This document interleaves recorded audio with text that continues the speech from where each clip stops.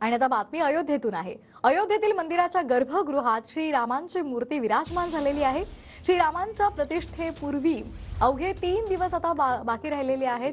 आज औषधाधिवास, त्याचबरोबर केसाराधिवास आणि घृताधिवास, धान्याधिवास हे विधी पार पडणार आहेत। या अयोध्येमध्ये राम मंदिराच्या लोकार्पण सोहळ्याच्या तयारीला आता वेग आलाय। अयोध्या नगरीमध्ये मोठी सजावट करण्यात आली आहे। मुख्य रस्त्यांसह शरयू नदीकाठ सजलेला आहे। 22 जानेवारीला प्रभू श्रीरामांच्या मूर्तीची प्रतिष्ठा केली जाणार, प्राण प्रतिष्ठापना केली जाणार आहे आणि त्याचबरोबर श्रीराम मंदिराचं लोकार्पण होणार आहे। रामभक्तांच्या स्वागतासाठी अयोध्या नगरी सजलेली आहे। ही दोन दृश्य आपण पाहतोय। आज विविध पूजा विधी केले जाणार आहेत। गर्भगृहात श्रीराम प्रभूंची मूर्ती विराजमान झालेली आहे। तर दुसरीकडे अयोध्यामध्ये मोठी सजावट करण्यात आलेली आहे। अयोध्या नगरीमध्ये मुख्य रस्त्यांसह शरयू काठ सुद्धा सजलेला आहे। विविध सजावट केली जाते, रांगोळ्या काढल्या जात आहेत। हे दोन दृश्य आपण पाहतोय TV9 च्या माध्यमातून। अयोध्येसह संपूर्ण देशभरात एक चैतन्याचं वातावरण पाहायला मिळतोय। अयोध्येतील मंदिराच्या गर्भगृहात प्रभू श्रीरामांची मूर्ती विराजमान झाली आहे।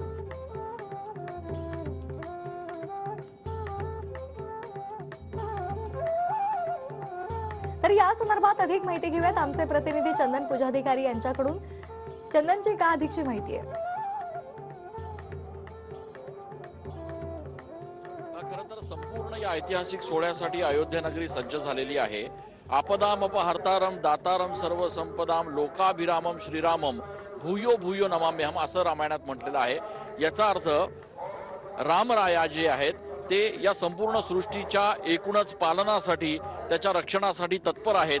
अशा पद्धतीची ही एक भावना जी आहे ती सगळ्या रामभक्तांमध्ये असते आणि त्याचप्रमाणे रामभक्तांची सुद्धा ही भावना असते की जो ऐतिहासिक सोहळा 500 वर्षांनंतर अयोध्येत पार पडतो आहे, प्रभू श्री रामलल्ला आपल्या घरी या ठिकाणी परत जाणार आहेत आणि त्यामुळे या ऐतिहासिक सोहळ्याला कुठल्याही प्रकारचं संकट येऊ नये, कुठल्याही प्रकारची आपदा येऊ नये यासाठी जागोजागी यज्ञ सुरू आहेत, जप तप अनुष्ठान सुरू आहेत आणि त्यामुळे आपण बघू शकतोय की अयोध्येमधल्या श्री रामभद्राचार्य महाराज यांच्या आयोजित करण्यात आलेल्या रामकथेमध्ये सुंदर अशी या नवीन मंदिराची प्रतिकृती जी आहे ती तयार करण्यात आलेली आहे।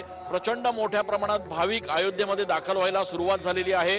जागोजागी यज्ञ सुरू आहेत, रामकथेंचे कार्यक्रम सुरू आहेत आणि त्यामुळे एकूणच हा संपूर्ण ऐतिहासिक सोहळा जो आहे तो अत्यंत निर्विघ्नपणे, शांततेने आणि आनंदाने पार पडावा यासाठी हे सगळे धार्मिक कार्यक्रम जे आहेत ते अयोध्येत अगदी जागोजागी सुरू असल्याचं बघायला मिळतं आहे। अर्थात अवघ्या 2 दिवसांमध्ये रामलल्ला जे आहेत ते आपल्या स्वगृही परतणार आहेत आणि त्यामुळे हा उत्साह जो आहे तो या ठिकाणी संपूर्ण अयोध्या नगरीमध्ये बघायला मिळतो आहे।